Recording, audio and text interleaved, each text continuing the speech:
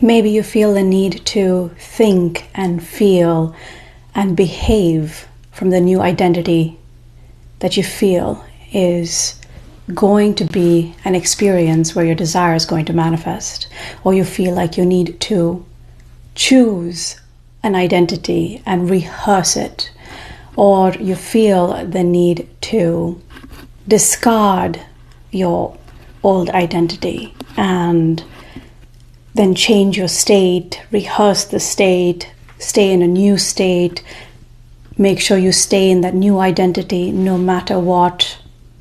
But do you see how all of these things, while they have their own place, all of these things come from a certain sense of effort, a certain sense of trying to keep the unwanted at bay, trying to make sure only the thing that we deem wanted or desirable to happen.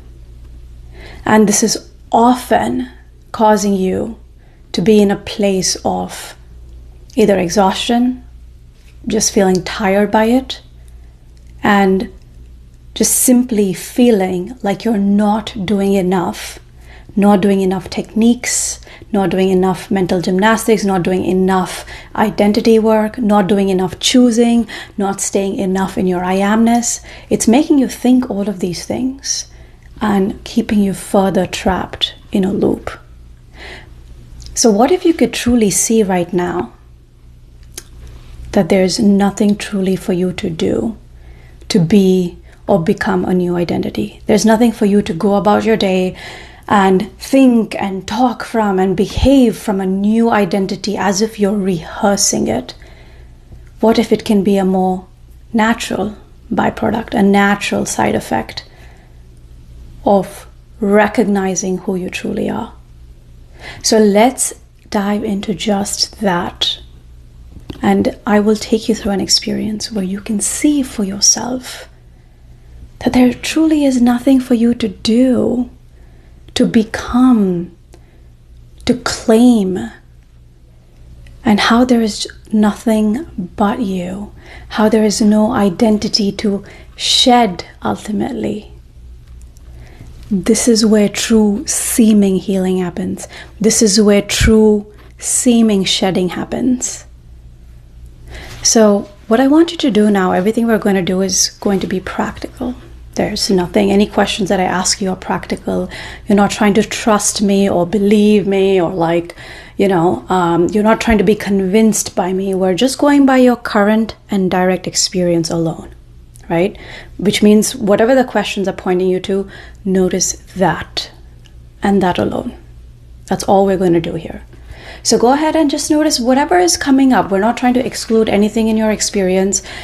Whatever thoughts are coming up in this moment, if there's this, heaviness in your heart, maybe in your belly you're uncomfortable, there's a discomfort in your chest, maybe you're just feeling neutral, whatever the case is, whatever stories are popping up in your mind, narratives and assumptions, just pause and notice these.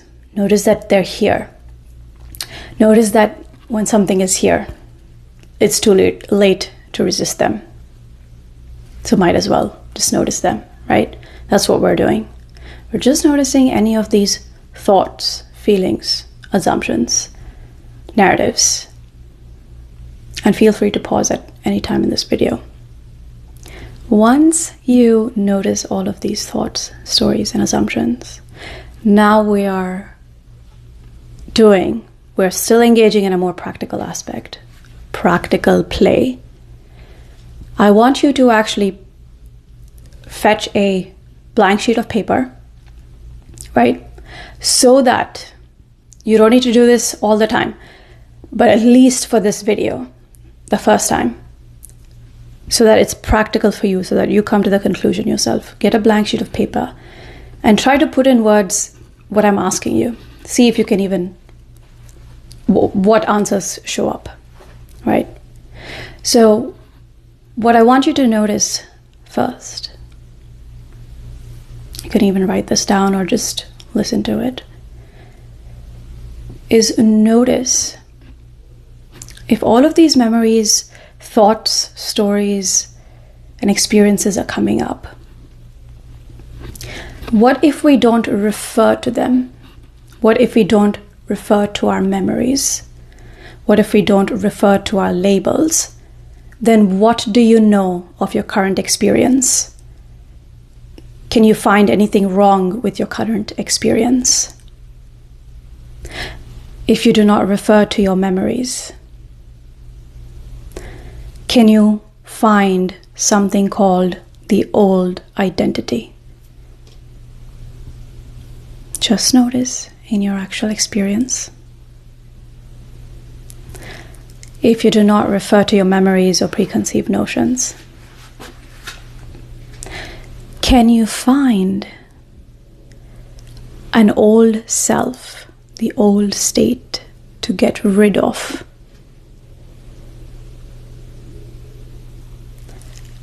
Please scan your experience.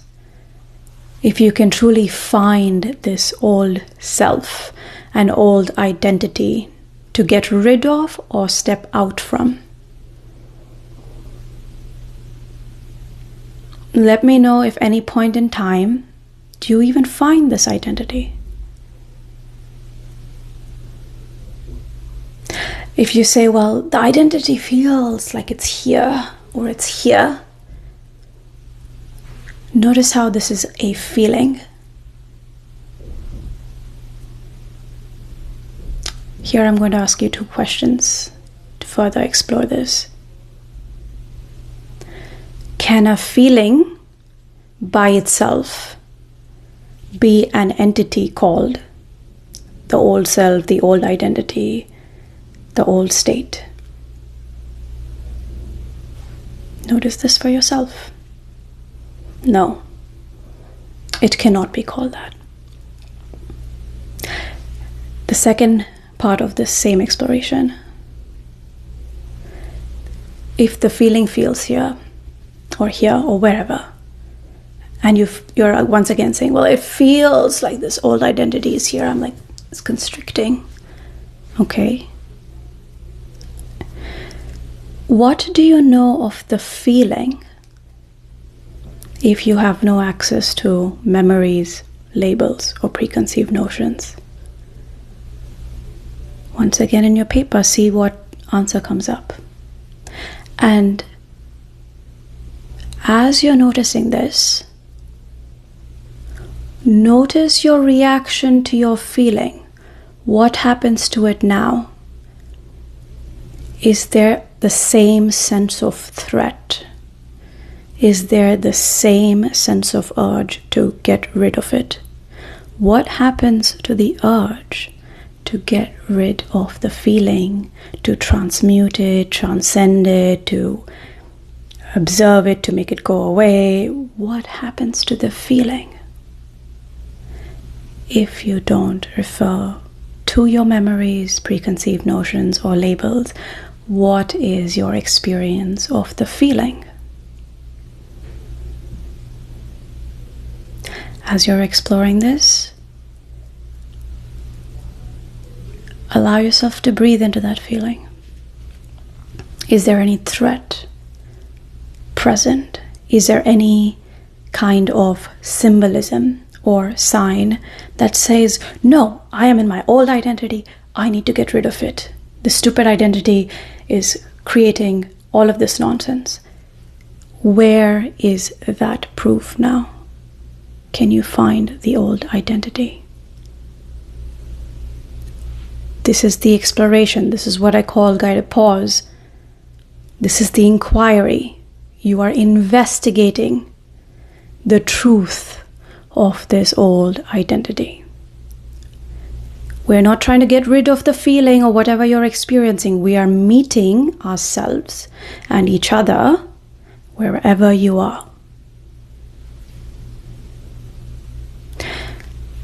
Now, once again, continue to scan your body. Try to see, without access to your memory, preconceived notions and labels, can you even find or say that, okay, this is the body?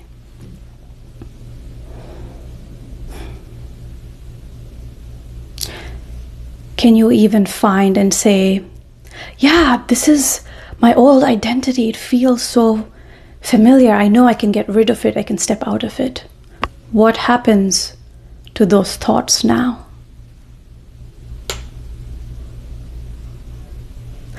If your mind is racing, notice, what do you know of your mind without imposing labels, memories, or preconceived notions?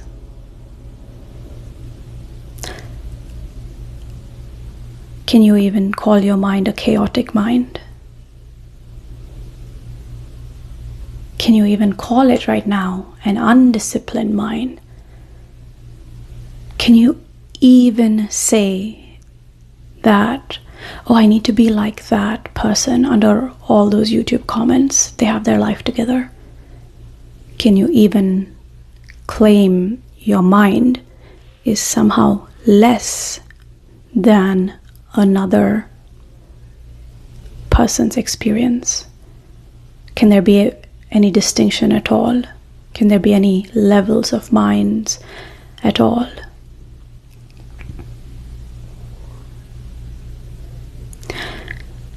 Write down once again your piece of paper. What do you know of your thought if you don't have access to any labels, memories, or preconceived notions?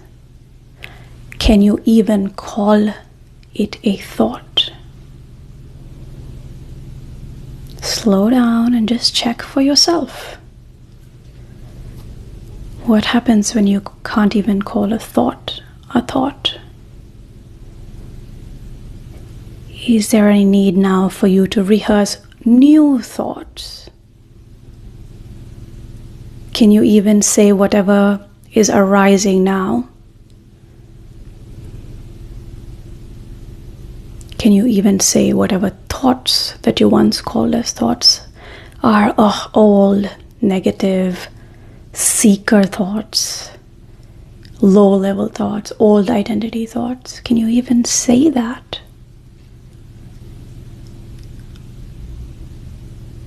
Now, is there any urge to resist the thoughts, put them at a distance, try to get rid of them, try to change them? Is there anything to detach from now? Can you find any identity to detach from now? Notice, no matter how much you're exploring, you'll never come across an identity. You don't come across any entity called the old identity. You don't come across any entity called, oh, this is the old state, old version of the state, old self, unhappy self, criticized self, unprioritized self, disempowered self. Can you find a disempowered self to get out of or to slip out of in this exploration? Notice your first-hand experience. See that no matter what conclusion you're coming to, it's almost like you can't even name it. You're like, yeah, I don't know where it is. I don't know where this identity is. Can we know anything about any identity at all when we don't refer to labels, memories, or preconceived notions? Isn't it almost like the conclusion we come to is almost like a silence? By the way, this is the experience. This silence, this unknowing, not knowing, is the experience. The nameless experience that sometimes we call the I am. Consciousness, awareness, love, freedom.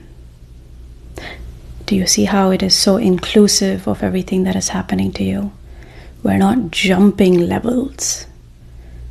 We're realizing very softly through our investigation here, through these guided pauses, that there are no levels to jump to. Where are the levels? What are you choosing? Where is the dreamer? Where is the dreamed? Continue trying to find it try to write in your paper. I'm pretty sure by now it's like you don't even know what to put in the paper. That's the best answer, because you can't put that answer truly in words. We can have some sort of representation using words because I'm talking to you, right? Otherwise this video would be just pure silence. Can you even find some location called I am? Can you even find an I am if you don't refer to memories or preconceived notions or texts or whatever, or labels? Try to find I am.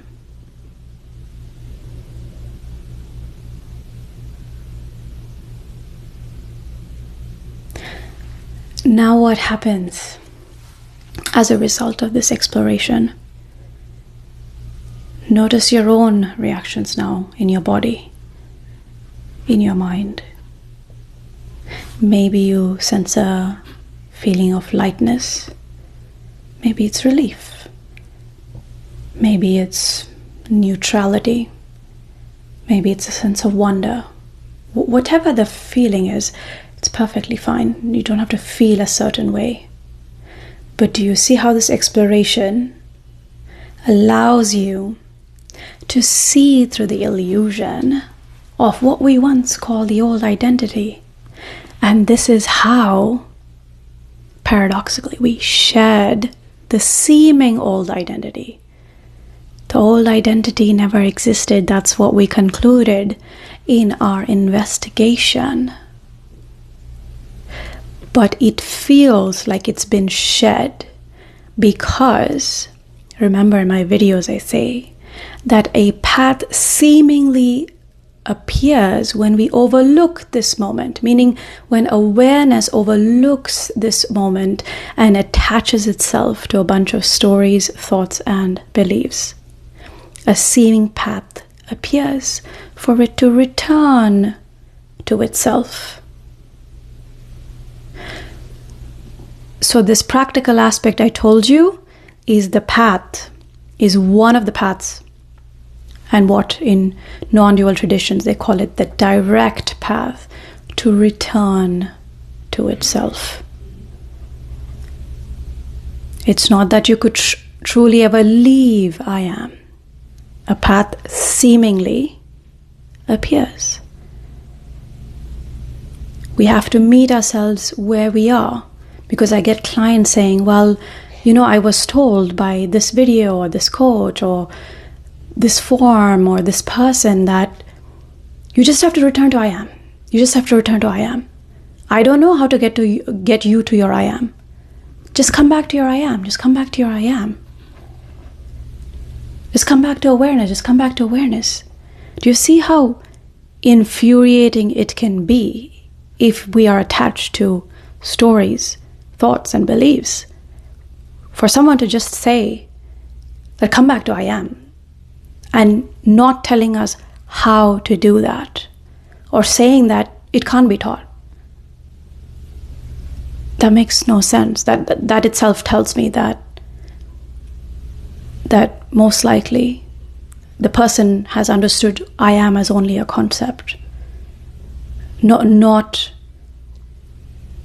as the experience that we are. Keep exploring this with various questions. And if you say, well, isn't all of this, even your questions, simply an assumption? Guess what? What is present beyond all of these assumptions? Can you even call something an assumption ultimately? What is present here without trying to say, well, this is an assumption? What is present without the label assumption? If you say, well, a journey is an assumption, observing is an assumption, identity is an assumption. Yes, we are going beyond that. What is present here without any access to your assumptions? Can you even name it? Can you even pinpoint it? What do you notice in your body when you make this conclusion? We're still in the practical part.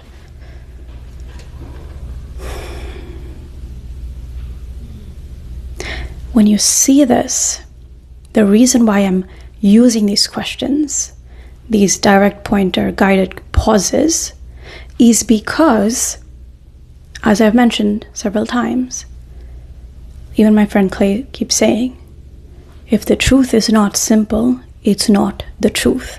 The truth has to always be consistent. It always has to be replicated, consistently available in any and all circumstances.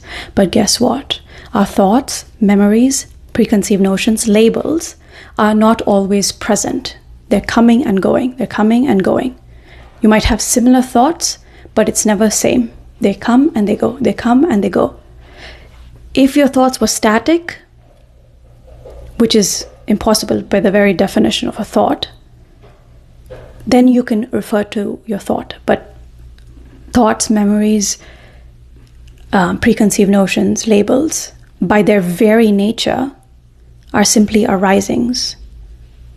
By their very nature, they come and they go. All these life experiences, including your thoughts, memories, and preconceived notions, are kind of like the mirage on a desert sand. When you go closer to the mirage, what we're doing, right, with this path of exploration, we're going closer to the illusion. When we go closer to the mirage, then we see that, oh, it never even existed in the first place. We use this practical play, similarly, to go close to the seemingly called old identity. And when we go close to it and try to find it in this exploratory play, what do you conclude? You're like, oh, it never existed. But now do you see how it is an experiential conclusion, not something you remembered, not something somebody taught and you're like trying to gain your memory back from them, and you're like, oh, but that person told me I am is all there is, God is all there is. You see? None of those texts, those voices, assumptions, not even my old videos, none of it is required. Whatever you're concluding right now is very fresh in this moment. It is your direct experience. Now, when you go into the world after this exploration, right? You can do this exploration how many ever times you want. And I'm sure you can appreciate that you cannot discipline yourself to do this exploration, because the discipline is like an added resistance. You can even introduce the discipline into your play and ask yourself, who is the one that feels the need to be disciplined without access to your memories, thoughts, and beliefs or preconceived notions? Who is the one that needs to, once again, use a willpower? Use their willpower to come to this conclusion. You won't be able to find that one. So, this is not about disciplining yourself, as even the idea of discipline comes from trying to use I am or your true nature as a concept, as a method.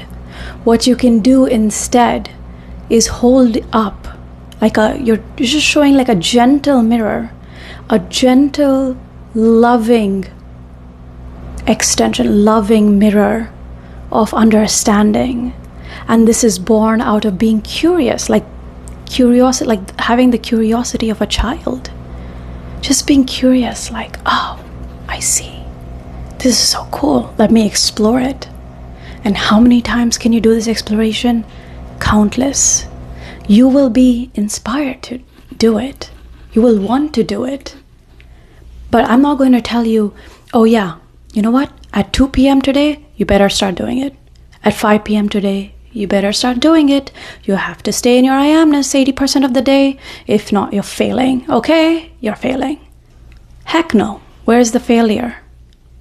There is no failure.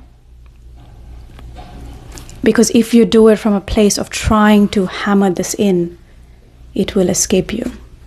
It will seemingly escape you. You will just turn it into another concept to get. So when you go about your day, and let's say a tension or any of your body feels heavy, out of curiosity, explore it. Explore, use any of these questions. They're all practical. Explore it. And then from this place, naturally, because you're resting in your true nature, your actions, your thoughts, emotions, the opportunities you get, the way people interact, your life experiences, your circumstances, the conditions of your life, they change to reflect this wholeness. Because guess what? You are consciously returning to equilibrium, to harmony, to balance, to wholeness, to fulfillment through this simple exploration. And what can be higher than this? What can be a higher identity state, self-concept level than this?